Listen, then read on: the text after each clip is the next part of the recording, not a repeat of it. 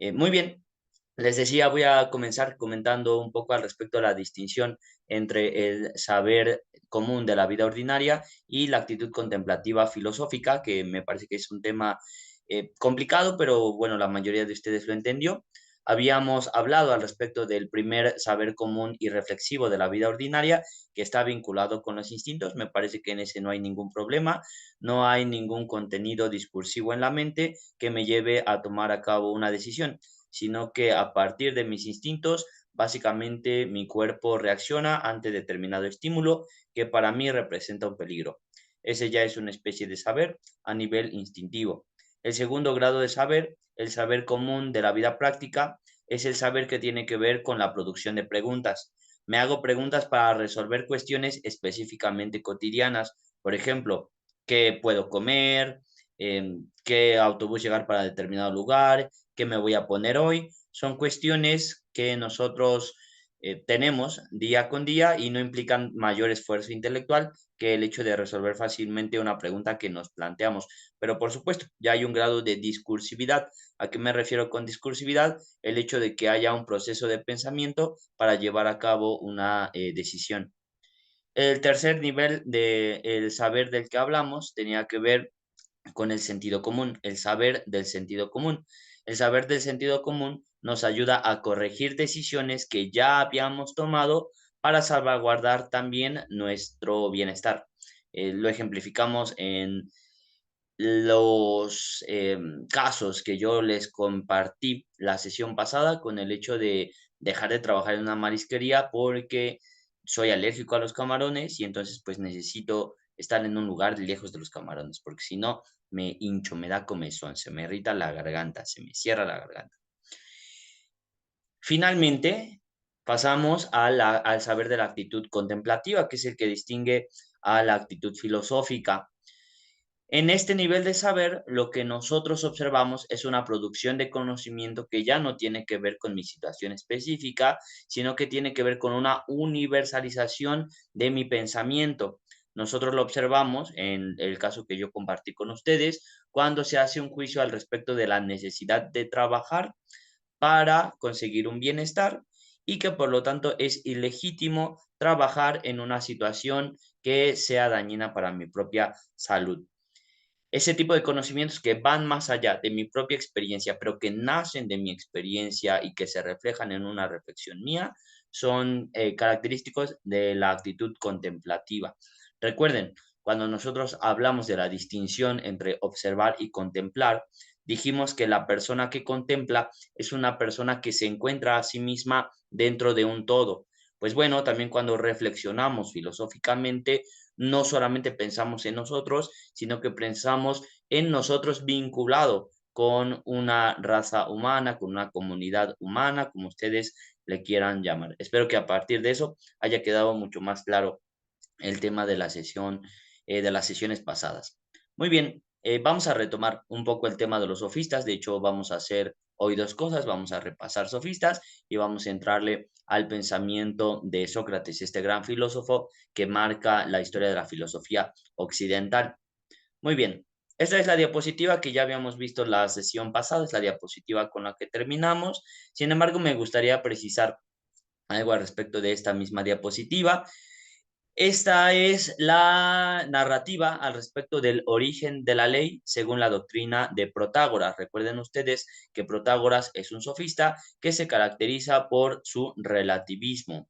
La frase "el hombre es la medida de todas las cosas" se le atribuye a Protágoras. Vamos a ver más a continuación, más adelante, precisiones al respecto de esta frase y otras cuestiones que tienen que ver tanto con Protágoras como con Gorgias.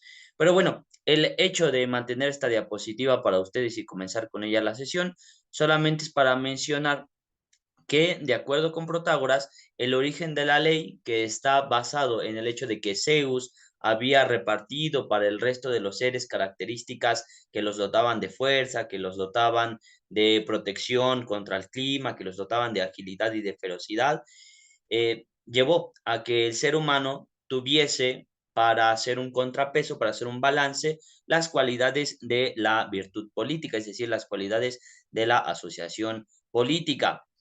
Esto es muy importante para el caso de Protágoras porque recuerden ustedes que los sofistas se consideraban maestros de la virtud, es decir, capaces de enseñarle a cualquiera las virtudes para poder destacar en las asambleas, es decir, en los lugares donde se llevaban a cabo las discusiones al respecto de las leyes y al respecto de las acciones que habrían de tomar los ciudadanos en las polis.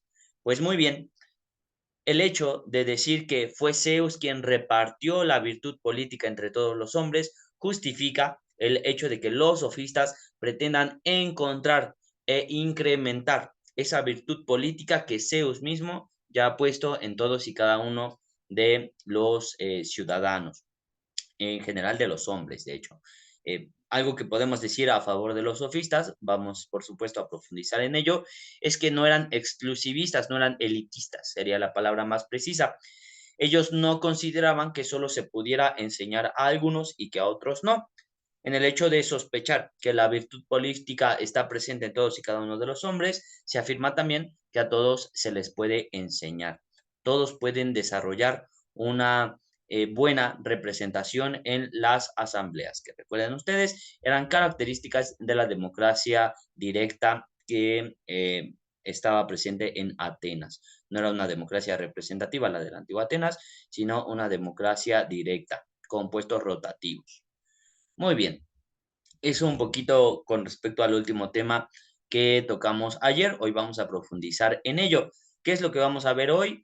Nuestra sesión se va a dividir en dos partes, como siempre. En primer lugar, vamos a hacer un repaso sobre los sofistas y vamos a centrarnos específicamente en dos puntos. El relativismo, seguramente esta palabra le suena porque viene de la palabra relativo. Ustedes seguramente habrán escuchado la frase todo es relativo, una frase que parece sacada del pensamiento de Protágoras. Y también vamos a hablar al respecto del escepticismo y su mayor representante en la sofística, que es Gorgias de Leontini, un personaje de quien también hablamos la sesión pasada. Pero bueno, vamos a tratar de profundizar en la manera en cómo estos autores concibían tanto el relativismo como el escepticismo y la manera en la que esto afectó las condiciones del pensamiento en Atenas, inclusive también las condiciones sociales, y despertaron como una de sus reacciones al movimiento socrático y sus discípulos. El discípulo más importante de Sócrates fue Platón. Entonces, de esta manera se levantan, digámoslo así, dos grandes bandos en este momento en la filosofía. Por un momento tenemos a los sofistas, Gorgias, Protágoras, algunos otros de los que no vamos a hablar, como Cálicles, como Hipias, y del otro lado tenemos a Sócrates y a sus discípulos, que, de los cuales pues el que más ha destacado en la historia de la filosofía es Platón, pero también eran muchos otros como Critón. Hoy vamos a hablar también un poquito de Critón como uno de los personajes de los diálogos del propio Platón. Muy bien, entonces en segundo lugar vamos a llevar a cabo una introducción al pensamiento de Sócrates, también basado en algunos conceptos específicos que me gustaría que ustedes pudieran retener, por eso les pido que pongan especial atención en ellos. En primer lugar, el concepto de virtud, que en griego se dice arete. En segundo lugar, los conceptos vinculados con la filosofía moral, es decir, con la ética, con el bien, con el mal. Vamos a ver la manera en cómo Sócrates comprende estos fenómenos y cuál es su vínculo. Y en tercer lugar, el concepto. Vamos a hablar al respecto de una particularidad del pensamiento socrático que está implícita en su manera de preguntar. Recuerden, yo les mencionaba ya en la sesión pasada, y vamos también a hablar de eso, que Sócrates se caracterizaba por hacer preguntas, y las preguntas de Sócrates llevan implícita una respuesta. Supone que existe una respuesta para esa pregunta. Y esa respuesta para la pregunta sobre seres en específico es lo que nosotros podemos denominar concepto. La respuesta sería entonces el concepto.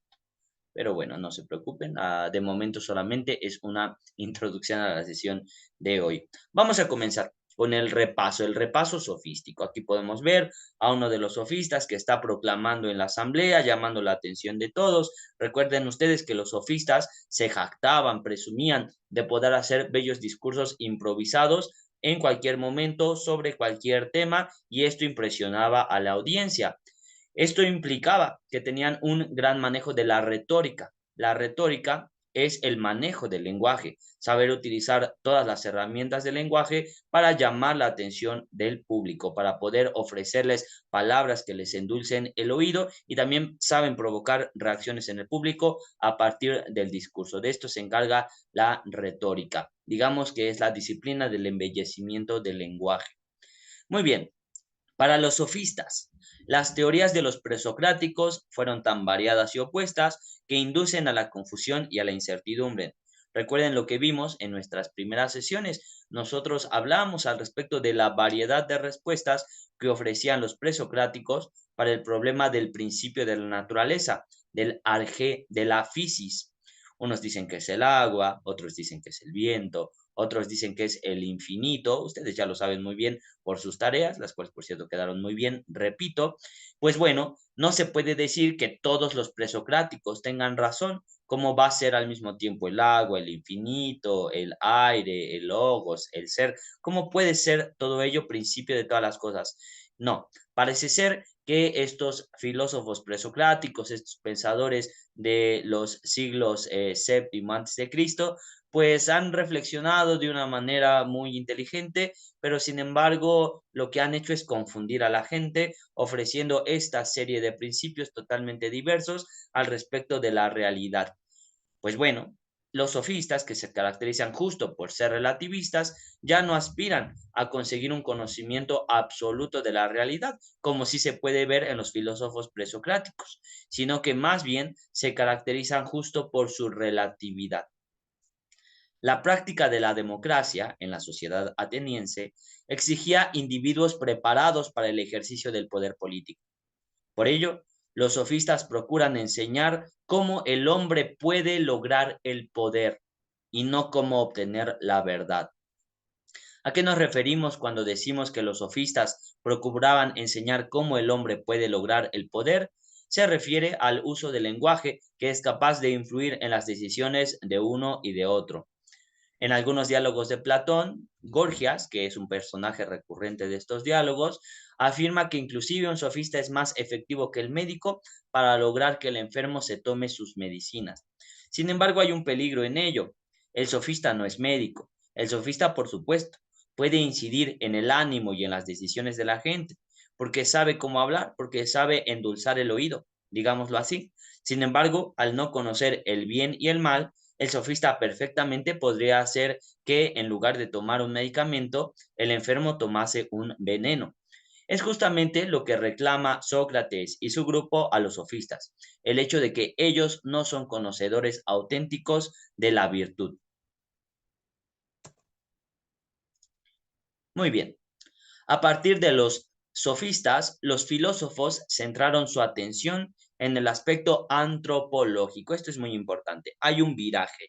Recordemos, en los presocráticos hay reflexión sobre la naturaleza, sobre la physis en griego. Sin embargo, a partir de los sofistas, los problemas que aparecen en la historia de la filosofía son mucho más humanos, tienen que ver con nuestra cotidianidad, tienen que ver también con nuestros intereses, específicamente con nuestras acciones. Pues muy bien, este aspecto antropológico viene de la palabra antropos, que significa hombre en griego, como la palabra antropología. Es decir, aquellos problemas que se refieren al hombre. ¿Qué significa ser hombre para los sofistas? ¿Quién es el mejor hombre? Pues muy bien, para los sofistas, el mejor hombre es el que es capaz de satisfacer sus deseos. Seguramente ustedes han escuchado sobre la palabra tirano. El tirano es un gobernante que ejerce su poder despóticamente, que tiene a su mando a cualquier persona porque es capaz de influir sobre sus decisiones a partir de su poder. Pues bien, para los sofistas, este sería el personaje más feliz. Y puede que nosotros también nos parezca así. Seguramente nosotros hemos visto en algún documental, en alguna película, la vida de grandes reyes y nos ha parecido que queremos esa vida porque esas personas sí parecen ser felices. Pues justamente lo que va a hacer Sócrates y también su grupo es demostrar que estas personas que ejercen su poder despóticamente, que de alguna manera ejercen la tiranía sobre los otros, realmente no se pueden considerar auténticamente felices. así como lo hicimos con los presocráticos en su momento, revisando algunos apartados, algunos fragmentos en la historia del pensamiento que hablaban sobre sus doctrinas. De la misma manera, vamos a leer algunos fragmentos correspondientes a algunos filósofos que se refieren a las doctrinas de los sofistas. En este caso, vamos a comenzar con un fragmento de Platón en el Crátilo. No es un fragmento fácil de comprender, por eso les pido que pongan muchísima atención. Muy bien, fragmento sobre Protágoras. ¿Crees tú también que ocurre esto con los seres mismos y que su esencia varía en cada uno de los individuos? Esta era, en efecto, la tesis de Protágoras, cuando afirmaba que el hombre es la medida de todas las cosas. Observemos, aquí Platón nos está diciendo muy claramente qué es lo que quiere decir Protágoras con la frase el hombre es la medida de todas las cosas. Y es el hecho de que las esencias varían en cada uno de los individuos. Cada quien tiene una cabeza, como se dice, cada cabeza es un mundo, todos tenemos una manera de percibir las cosas, todos tenemos contenidos mentales diferentes y esos contenidos mentales son los que tienen validez por sobre cualquier existencia objetiva en el mundo. Eso es lo que nos diría Protágoras. No importa, por ejemplo, si yo tengo este trapo en la mano y yo les afirmo que es rojo. Si ustedes lo ven rosa, van a afirmar a su vez que es rosa. Y si alguien por ahí padece de un problema de daltonismo y lo ve verde, pues va a afirmar que es verde, como si no existiera un criterio objetivo a partir del cual pudiéramos afirmar que el color de este pañuelo es verdaderamente rojo. Aunque de hecho sí ya está un poquito deslavado, se ve un poquito rosado. Pues muy bien, la idea de Protágoras es que no existen estos criterios objetivos. Muy bien, continúo con la lectura, queriendo sin duda decir con ello que tales cuales me parecen las cosas, así son para mí, y que para ti son tales cuales te parecen a ti. Digamos que hay tantas realidades como percepciones de la realidad. O bien, ¿te parece por el contrario que los seres tienen en sí mismos, en su esencia, una cierta estabilidad o permanencia? Por supuesto que en esta pregunta ya se filtra cuál es la postura de Platón y de Sócrates para resolver este problema. Por supuesto, para ellos el pañuelo tiene una esencia que la hace ser específicamente de color rojo, que lo hace ser un pañuelo de tela de color rojo. Pues para Protágoras no es así. Para Protágoras no existe esa esencia y por lo tanto es más bien la percepción, mi cabeza, la que determina la verdad sobre este tipo de fenómenos, en este caso del pañuelo. Nosotros podemos ver aquí un clásico ejemplo, seguramente ustedes han visto esta imagen en internet, ya tiene sus añitos. Vemos a dos personajes, cada uno ve desde distinta perspectiva un número, uno afirmando que un 6, otro afirmando que es un 9, cosa que seguramente les pasa cuando juegan uno y el uno se tiene que marcar con una rayita horizontal arriba o abajo del número para que nos enteremos si se trata de un 6 o si se trata de un 9. Pues muy bien, eso pasa con los personajes de esta imagen. Sin embargo, imaginémonos que no solamente hay un número situado en el suelo, sino que también hay otros números que lo acompañan. Y ya no esté solamente ese número, sino un signo de más, un número 4 junto y un resultado igual a 10. Si nosotros tuviéramos esta cuenta en el piso, entonces ya no sería válida la perspectiva del personaje dentro de la viñeta que afirma que el número sería un 9, porque solamente 6 más 4 es igual a 10. Entonces, hay criterios para afirmar la objetividad de determinada perspectiva y tenemos que afirmar que hay perspectivas que son adecuadas. Si no hubiera perspectivas inadecuadas, entonces no podríamos corregir ninguna opinión. Nadie nunca estaría en un error, todas sus tareas estarían siempre perfectamente bien, cosa que, por cierto, casi siempre es verdad, pero por supuesto que también hay desperfectos que es necesario corregir. Entonces, he ahí, digámoslo así, el punto débil de la doctrina de Protágoras. En efecto, existen criterios para afirmar que existe una verdad objetiva. ¿Cuál es la distinción entre objetividad y subjetividad? Que la subjetividad está solamente en el sujeto. Decir que todo es subjetividad sería reafirmar la doctrina de Protágoras. Pero afirmar que existe objetividad, que existen objetos fuera de mí, implica afirmar que hay criterios para afirmar la verdad independientemente de la manera en como yo percibo las cosas. Pasamos a nuestro siguiente sofista, ya habíamos hablado por supuesto también de él, se trata de Gorgias de Lontini, y vamos a leer este fragmento perteneciente a Sexto Empírico, un filósofo que por cierto era escéptico, este Sexto Empírico. No vamos a hablar de él en estas sesiones, pero bueno, van saliendo nombres interesantes. Este fragmento dice así: si las cosas existentes son visibles o audibles, y en general sensibles, al menos todas las que son externas a nosotros, y de ellas, las visibles son perceptibles por la vista y las audibles por el oído, pero no a la inversa, ¿cómo se podrá expresar a otros? El medio con que lo expresamos es la palabra, pero la palabra no es el objeto que realmente existe. Por lo tanto, no expresamos a nuestro prójimo una realidad existente, sino solamente la palabra. Puede que de momento este fragmento les llega muy poco, pero realmente es un fragmento bastante problemático y que sin duda causaría conflicto a cualquier filósofo. Lo que está tratando de decirnos Sexto Empírico, hablando sobre la doctrina de Gorgias, es que cuando nosotros hablamos, ¿cómo podemos estar seguros que comunicamos nuestras experiencias? ¿Cómo podemos estar seguros que cuando yo hablo, comunico a ustedes el color rojo? Si el color rojo entró por la vista, ¿cómo puede salir en forma de palabras? Si una textura rígida yo la siento a partir de mis manos, ¿cómo estoy yo seguro que cuando digo que algo es rígido, ustedes están entendiendo lo mismo que yo? Lo esencial en esta observación de Gorgias es el hecho de decir que cuando yo sostengo el pañuelo en mi mano y digo pañuelo, no tengo solamente una cosa, sino dos cosas. ¿A qué me refiero? Al pañuelo físico, al pañuelo objeto que yo sostengo y la palabra pañuelo, pero no se corresponden del todo. Esto es sin duda interesante porque nos habla al respecto de la dificultad de la comunicabilidad que cualquiera ha experimentado cuando tratamos de entender idiomas. Parece ser que no somos capaces de entender a nadie quien nos rodea. Recordemos que la doctrina de Gorgias afirma tres cosas que a nosotros nos parecen muy raras, pero parece ser que de alguna manera están fundamentadas en la crítica de Gorgias a la filosofía de Parménides de Elea. Y es el hecho de que, en primer lugar, nada existe.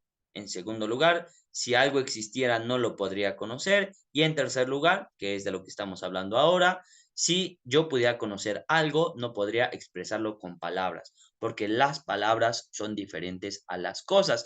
Aquí podemos verlo en la imagen que trate de poner para ustedes para que se ejemplificara un poco cuando nosotros hablamos.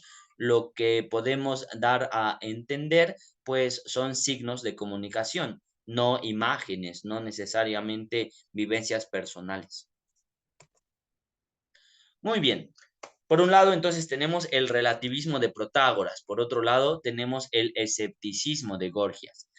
¿Qué provocó todo esto? Pues muy bien, el escepticismo nos mostró que es imposible, siendo tan diversas las teorías sobre el principio de la naturaleza, que todas ellas tengan razón. Por ello, la actitud consecuente con esta situación es la duda. Ser escéptico implica dudar de todo, poner todo en duda.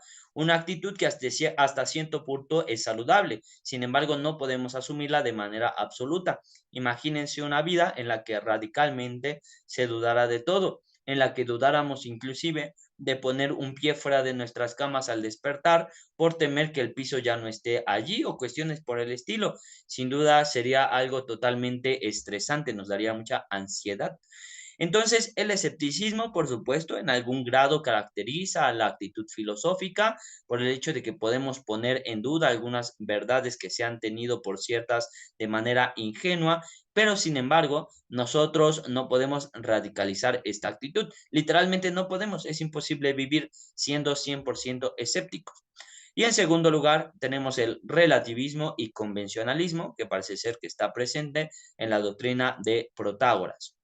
A partir de la observación de las diferencias que hay entre pueblos y entre individuos, se afirma que las normas y las instituciones pueden ser distintas, dependiendo de los hombres. Digamos que para los sofistas no hay una sola manera de hacer a una sociedad justa, pueden ser muchas. Para los sofistas no hay una sola manera de educar al pueblo, puede haber muchas maneras de educar al pueblo.